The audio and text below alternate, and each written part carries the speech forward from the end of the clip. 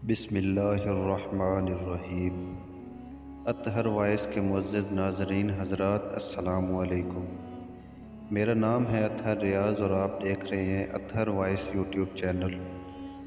سب سے پہلے تو جو دوست اس چینل پر نئے ہیں ان سے گزارش ہے کہ ہمارے اس یوٹیوب چینل کو سبسکرائب کریں اور ساتھ میں بیل آئیکن کو بھی پریس کریں تاکہ ہماری ہر نئی آنے والی ویڈیو کی نوٹیفیکیشن آپ تک بر وقت پہنچ سکے۔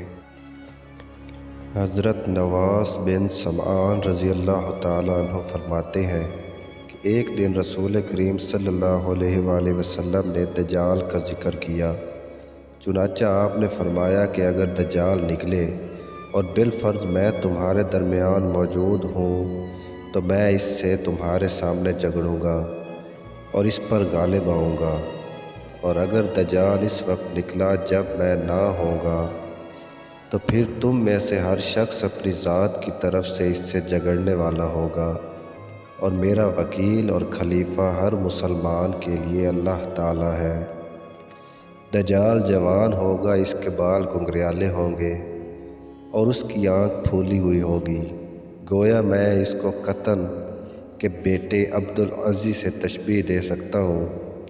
پس تم میں سے جو شخص اس کو پائے اس کو چاہیے کہ وہ اس کے سامنے سورۃ الکہف کی ابتدائی آیتیں پڑھے، کیونکہ وہ آیتیں تمہیں دجال کے فتنہ سے محفوظ رکھیں گی۔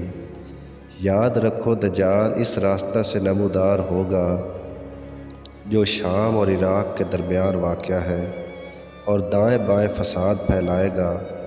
اے اللہ کے بندو، تم ثابت قدم رہنا۔ راوی کہتے ہیں کہ ہم نے عرض کیا کہ یا رسول اللہ صلی اللہ علیہ وسلم، وہ کتنے دن زمین پر رہے گا؟ آپ صلی اللہ علیہ وسلم نے فرمایا کہ 40 دن، ان میں سے ایک دن تو 1 سال کے برابر ہوگا، اور ایک دن 1 مہینے کے برابر ہوگا، اور ایک دن 1 ہفتہ کے، اور باقی دن تمہارے عام دنوں کے مطابق ہوں گے۔ ہم نے عرض کیا یا رسول اللہ، ان دنوں میں سے جو ایک دن سال کے برابر ہوگا، کیا اس روز ہماری ایک دن کی نماز کافی ہوگی؟ آپ صلی اللہ علیہ وسلم نے فرمایا کہ نہیں، بلکہ نماز پڑھنے کے لیے ایک دن کا حساب لگانا ہوگا۔ ہم نے عرض کیا یا رسول اللہ، وہ زمین پر کتنا زیادہ تیز چلے گا؟ آپ صلی اللہ علیہ وسلم نے فرمایا کہ وہ اس ابر کی مانند تیز ہوگا جس کے پیچھے ہوا ہو۔ وہ ایک قوم کے پاس پہنچے گا اور اس کو اپنی دعوت دے گا، لوگ اس پر ایمان لے آئیں گے، پھر وہ ابر کو بارش برسانے کا حکم دے گا تو ابر بارش برسائے گا، اور زمین کو سبزہ اگانے کا حکم دے گا تو زمین سبزہ اگائے گی۔ پھر جب شام کو اس قوم کے مویشی آئیں گے تو جو چرنے کے لیے صبح کے وقت جنگل و بیابان گئے تھے تو ان کے کوہان بڑے بڑے ہو جائیں گے اور ان کو کھیس تن جائیں گے۔ پھر اس کے بعد دجال ایک اور قوم کے پاس پہنچے گا اور ان کو اپنی دعوت دے گا، لیکن اس قوم کے لوگ اس کی دعوت کو رد کر دیں گے اور وہ ان کے پاس سے چلا جائے گا۔ پھر اس قوم کے لوگ قحط اور خوشحالی کی شکار ہو جائیں گے، یہاں تک کہ وہ مال و اسباب سے بالکل تہی دست ہو جائیں گے۔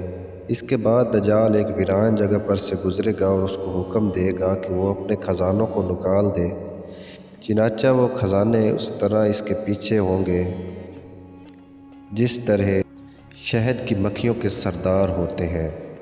پھر دجال ایک شخص کو جو جوانی سے بھرپور ہوگا اپنی طرف بلائے گا اور وہ انکار کر دے گا۔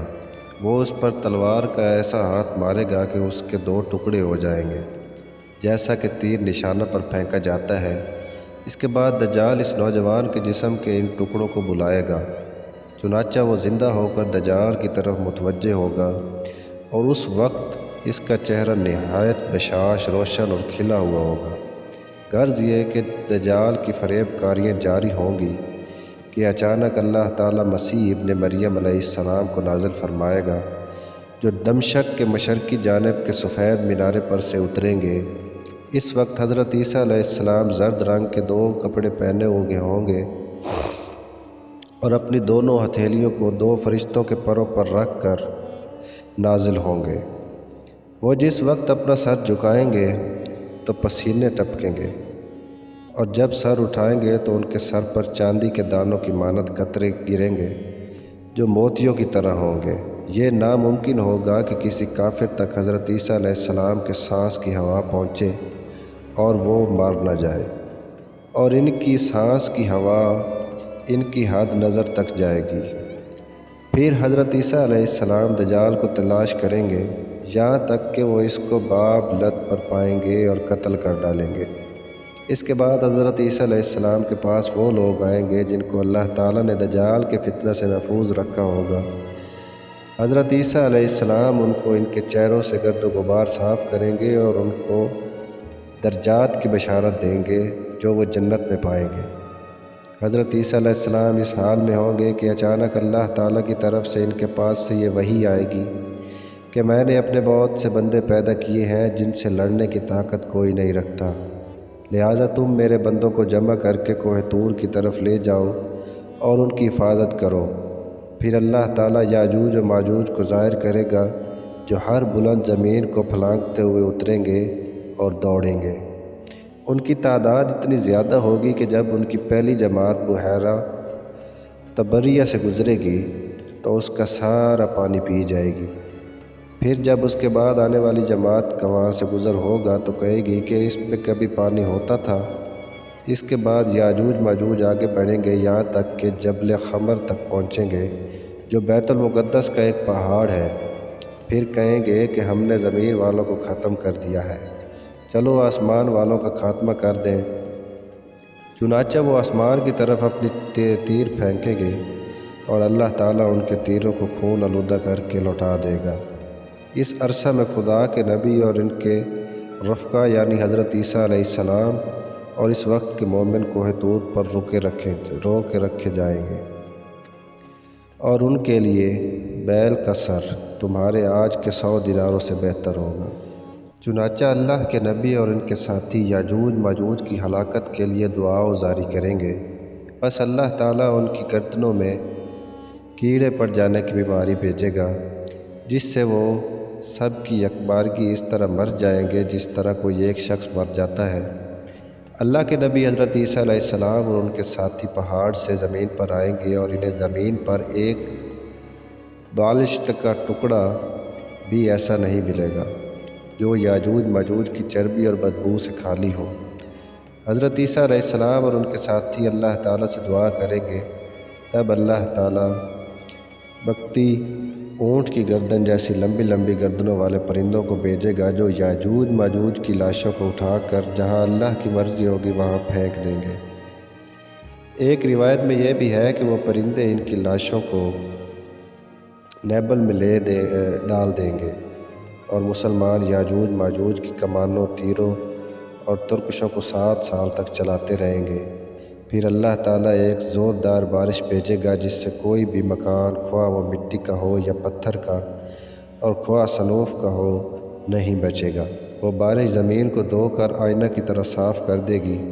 پھر زمین کو حکم ہوگا کہ اپنے پھلوں کو نکال اور اپنی برکت کو واپس لا۔ چنانچہ اس وقت 10 سے لے کر 40 آدمیوں تک کی پوری جماعت ایک انار کے پھل سے سیر ہو جائے گی اور اس انار کے چھلکے سے لوگ سایہ حاصل کریں گے۔ نیز دودھ میں برکت دی جائے گی یہاں تک کہ دودھ دینے والی ایک اونٹنی لوگوں کی ایک بڑی جماعت کے لیے کافی ہوگی۔ دودھ دینے والی ایک گائے لوگوں کے ایک قبیلے کے لیے کافی ہوگی، اور دودھ دینے والی ایک بکری آدمیوں کی ایک چھوٹی سی جماعت کے لیے کافی ہوگی۔